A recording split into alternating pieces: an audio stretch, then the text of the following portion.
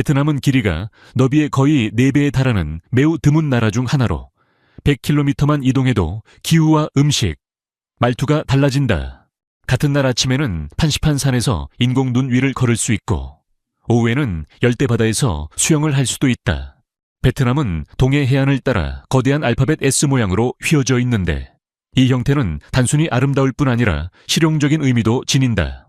베트남 국토의 약 75%는 산악 지형이지만 인구 대부분은 전체 면적의 4분의 1도 되지 않는 지역에 모여 산다. 인도차이나의 지붕이라 불리는 판시판산은 21세기 전까지 도로조차 없었고 정상에 오르려면 울창한 정글을 며칠씩 걸어야 했다. 하롱베이에는 약 1만 8천 년 전 선사시대 사람들이 살았던 동굴들이 있으며 일부 석회암 섬은 하루 동안 색이 변해 고대 항해자들이 살아있는 돌이라고 믿기도 했다. 마이크 해변은 CNN이 선정한 세계에서 가장 아름다운 해변 중 하나로 소개되었다. 베트남은 또한 세계적인 커피 강국이다. 브라질 다음으로 커피 수출량 세계 2위를 차지하며 2024년에는 150만 톤이 넘는 커피를 수출해 막대한 수익을 올렸다. 그 중에서도 사양고양이 커피는 자연 발효 과정을 거쳐 만들어지는 희귀한 제품으로 킬로그램당 수백 달러에서 수천 달러에 이르며 고급 시장에서 거래된다. 베트남의 도시 시스템은 전반적으로 이륜차를 중심으로 설계되어 있다. 좁은 골목과 오토바이 전용 주차 공간, 신호등의 타이밍까지 모든 것이 오토바이를 우선으로 맞춰져 있다. 사람들은 오토바이를 단순한 이동수단이 아닌 이동식 생계수단으로 활용한다. 냉장고를 실은 배달기사, 네 식구가 함께 타는 가족, 사탕수수 주스를 파는 이동식 주방, 여러 마리의 개를 태우고 가는 모습도 흔히 볼 수 있다. 한때 혼란스러워 보였던 교통은 이제 놀랄 만큼 질서를 갖추었다. 예전에는 각자 빈 공간을 찾아 움직이는 느낌이었다면 지금은 차량들이 자연스럽게 줄을 이루며 흐른다. 정부의 새로운 규정과 함께 사람들의 교통의식이 크게 향상되었고 그 결과 이동은 훨씬 안전하고 편안해졌다. 여기까지 잘 듣고 있다면 댓글로 숫자 1을 남겨달라. 이제 계속 이어가 보자. 베트남에서 외국인 관광객이 놀라는 장면들은 현지인에게는 너무나 평범하다. 길가에서 쌀국수를 먹고 더운 오후에 오토바이 위에서 잠시 낮잠을 자거나 한 대의 오토바이에 가족 모두가 타는 모습도 전혀 이상하지 않다. 이는 더운 기후와 높은 인구 밀도, 좁은 생활 공간으로 인해 일상이 자연스럽게 거리로 확장되었기 때문이다. 길거리 이발소는 이러한 문화를 잘 보여준다. 화려한 간판이나 유리문 없이 벽에 걸린 거울과 낡은 의자, 기본적인 도구만으로 이발사는 나무 그늘 아래에서 일한다. 자동차 경적 소리 속에서도 모든 계층의 손님을 단돈일 $2에 맞이하며 이런 소규모 가게들은 여러 세대를 거쳐 이어져 왔다.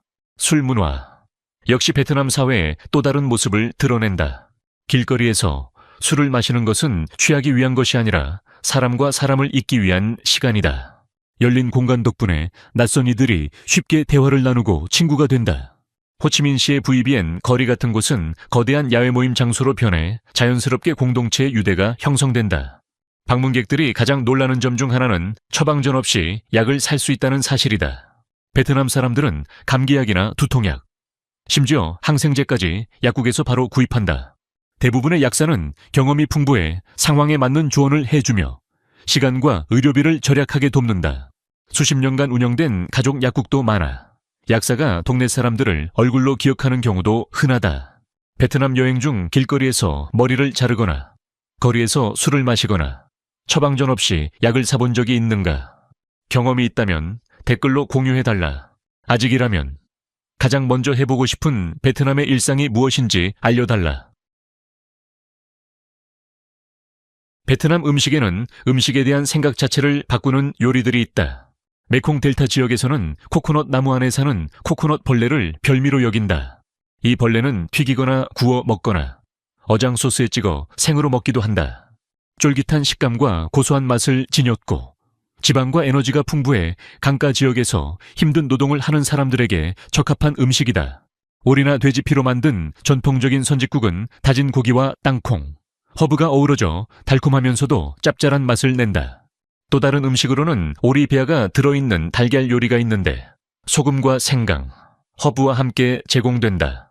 많은 사람들은 이 음식이 피로를 회복하는 데 도움이 된다고 믿는다. 천천히 먹으며 생강과 베트남 고수를 곁들여 맛의 균형과 소화를 돕는다.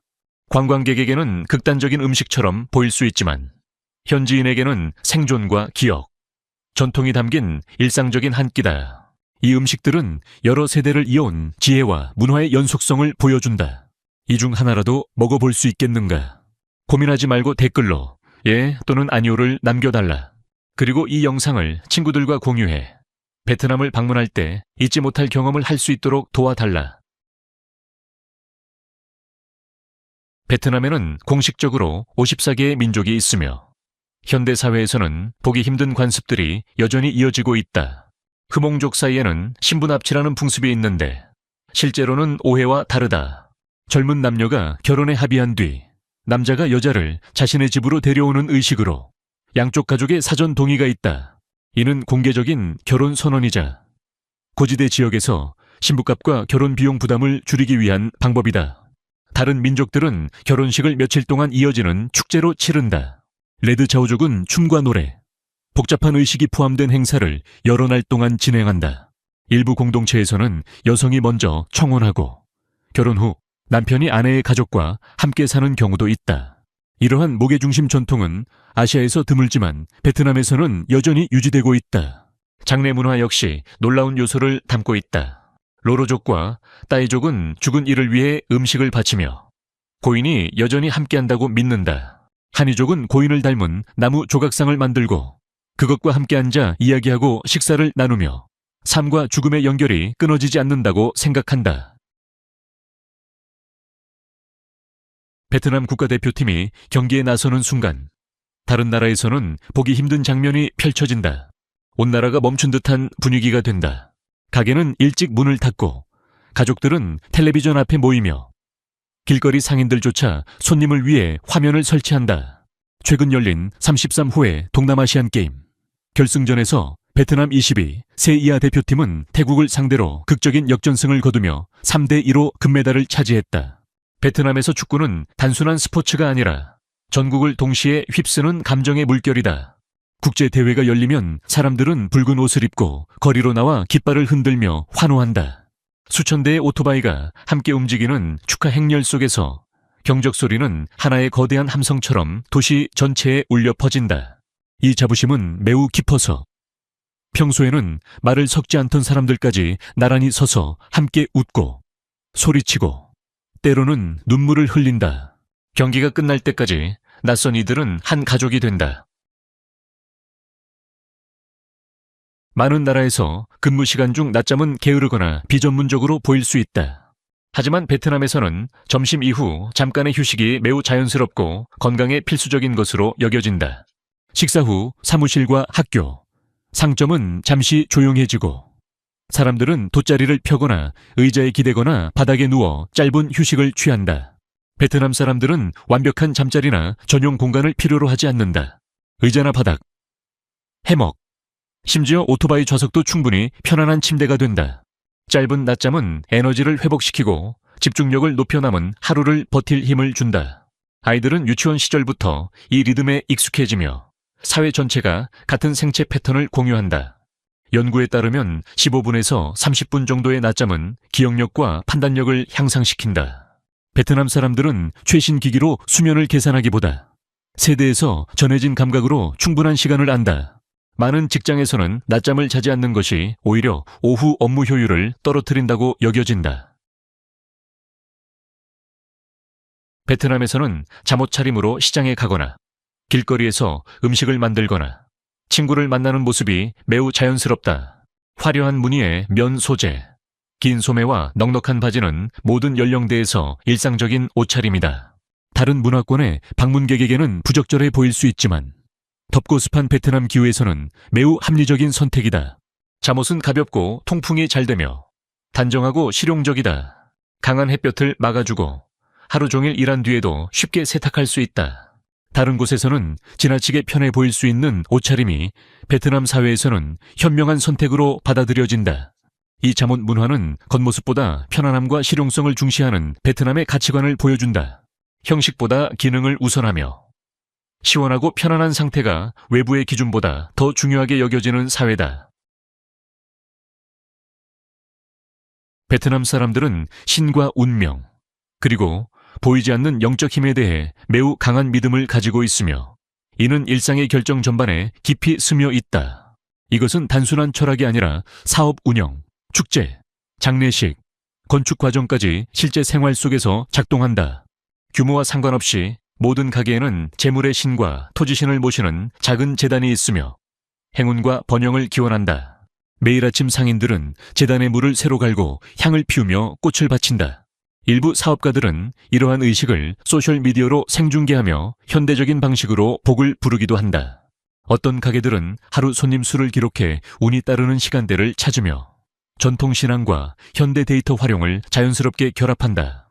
개업식이나 착공식, 결혼식 같은 중요한 행사는 반드시 길한 날짜와 방향을 선택한다.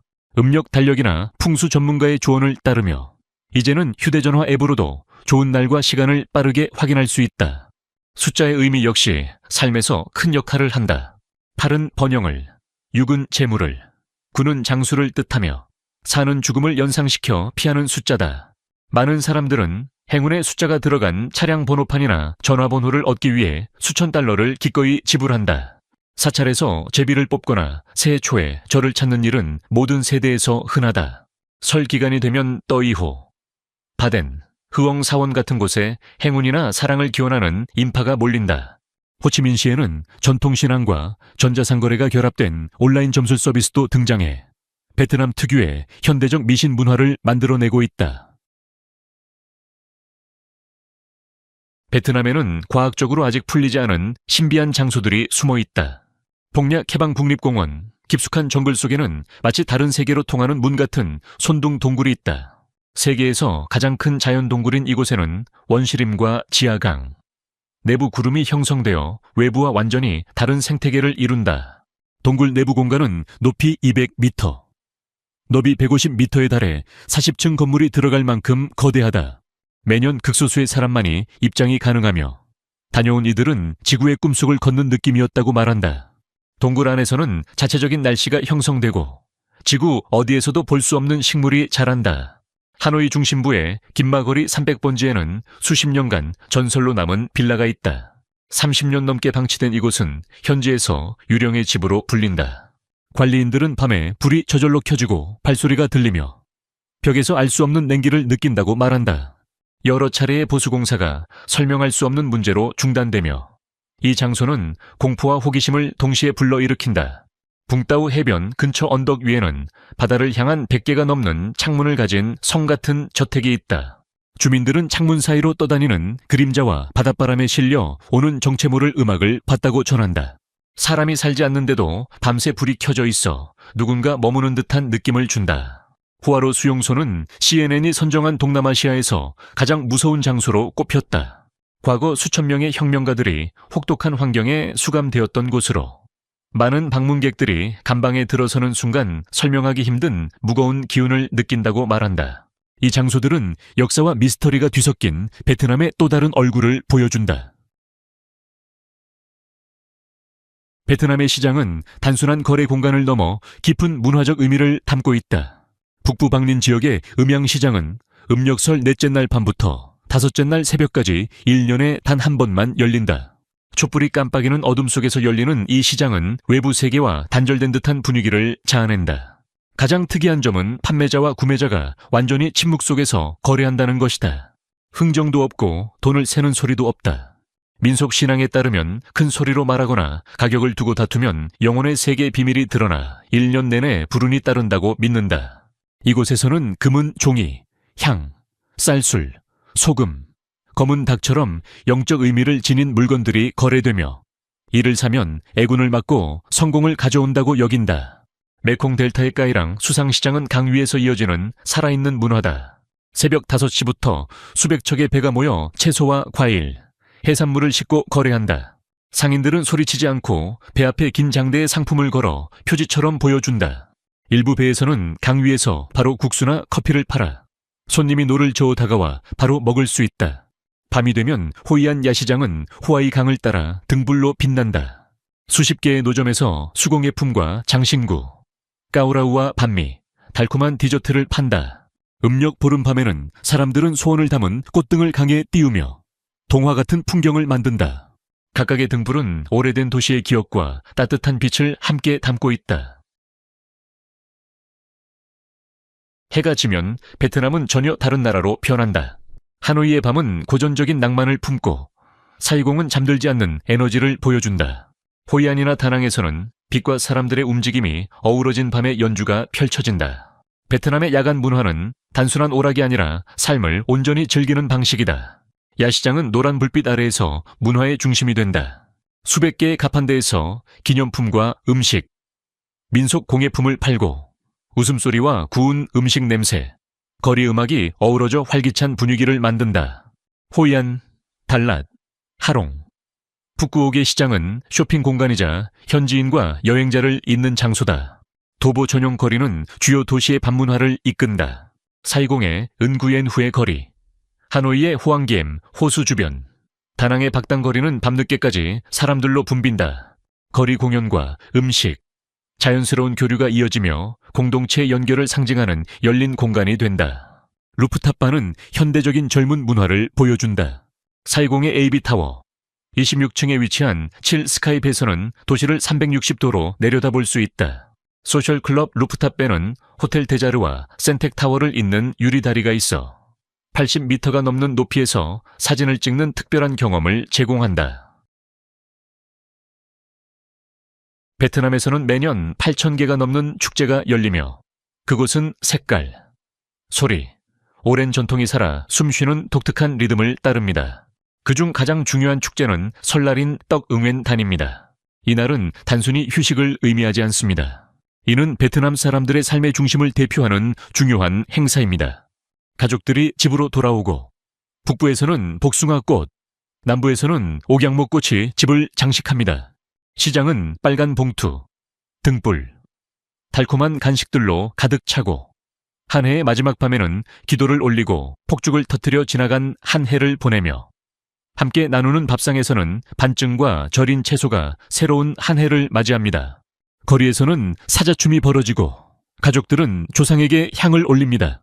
새로 시작되는 한 해를 맞이하는 긍정적인 에너지와 재생의 기운이 퍼집니다. 떡 후에는 하노이 근처에 향사원 축제가 열려 수천 명의 신도들이 참여합니다. 작은 배들이 잔잔한 옛 강을 따라 떠가며 방문객들을 석회암 언덕을 넘어 신성한 사원과 숨겨진 동굴로 인도합니다. 중부 지역에서는 매 2년마다 후에 축제가 열립니다. 한때 제국의 수도였던 후에는 역사, 예술, 공연에 열린 무대가 됩니다. 방문객들은 왕실 의식을 재현한 공연을 보고 한때 황제만 들을 수 있었던 궁정음악을 감상하며 전 세계에서 온 아티스트들의 현대적인 공연을 즐깁니다. 이 축제는 베트남이 전통을 보호하며 앞으로 나아가는 방식을 보여줍니다. 북부 고산지대에서는 사파사랑 시장이 강한 인상을 남깁니다. 매주 토요일 저녁, 호몽과 다오족의 젊은이들이 모여 노래하고 춤을 추며 전통 악기를 연주합니다. 이 모임은 단순한 축제가 아니라 관계가 시작되는 곳이고 노래로 애정을 표현하며 함께 나누는 전통이 커뮤니티를 밀접하게 연결하는 장소입니다. 이러한 축제들이 문화 달력을 풍성하게 만들듯 베트남의 자연경관은 세계적으로 명성을 얻은 필수 여행지로서 그 아름다움을 자랑합니다. 베트남은 33만 2천 제곱킬로미터의 작은 국토를 가지고 있지만 전 세계 무역 지도에서 농업 강국으로 자리 잡았습니다. 1980년대에는 식량을 수입하던 나라였지만 지금은 여러 분야에서 세계 최고의 수출국이 되었습니다. 베트남은 세계에서 가장 큰 캐슈넛, 후추, 용과 수출국입니다. 특히 캐슈넛은 전 세계 시장의 60%를 차지하며 매년 45만 톤 이상을 100개국에 수출합니다. 베트남의 쌀은 세계 3위 안에 들며 ST25 품종은 세계 최고 쌀로 인정받았습니다. 베트남 커피는 세계 수출 2위를 기록하며 연간 150만 톤 이상이 생산됩니다.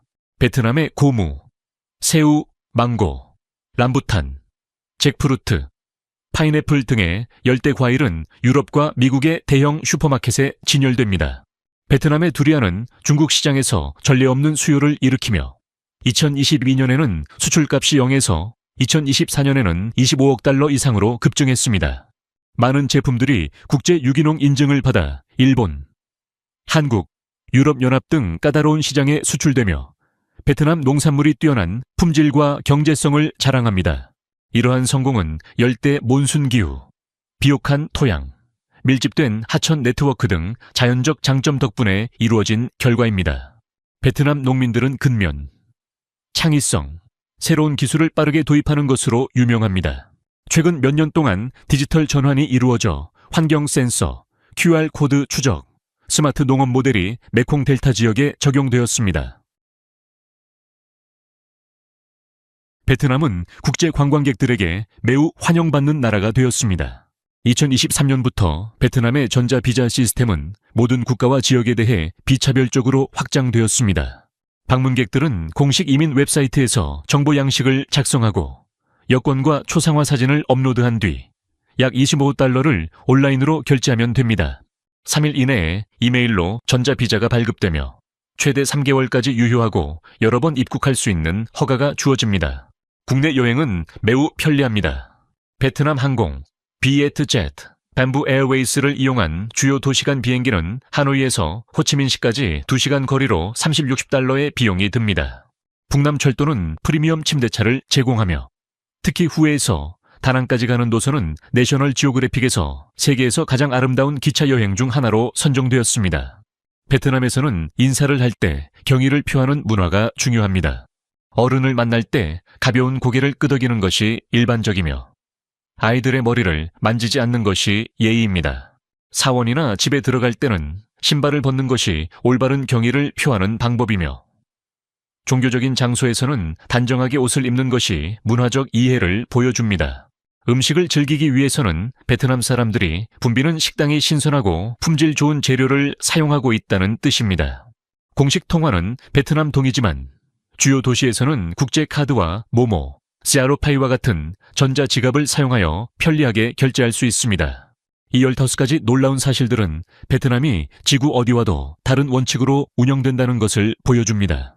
오토바이 국가에서 신비한 시장, 정신적인 결정을 내리는 방식에서 농업 강국으로 발전한 베트남은 일상생활 속에 녹아든 비범함을 증명하고 있습니다. 베트남의 일상생활에서 가장 놀라운 점은 무엇인가요? 아래 댓글에 여러분의 생각을 나눠주세요. 또한 제가 다음에 어떤 나라를 탐험하면 좋을지 알려주세요. 여러분의 이야기를 언제나 기다리고 있습니다. 구독 버튼을 누르고 알림벨을 켜서 다음 영상에서 또 만나봅시다. 오늘 저희와 함께해 주셔서 정말 감사합니다. 즐기셨길 바랍니다. 여러분의 응원이 정말 큰 힘이 됩니다. 행운을 빕니다. 시청해 주셔서 감사합니다. 이 영상이 유익하셨다면 좋아요와 구독, 그리고 알림 설정까지 잊지 말고 눌러주세요. 새로운 영상을 놓치지 마세요. 다음 영상에서 만나요.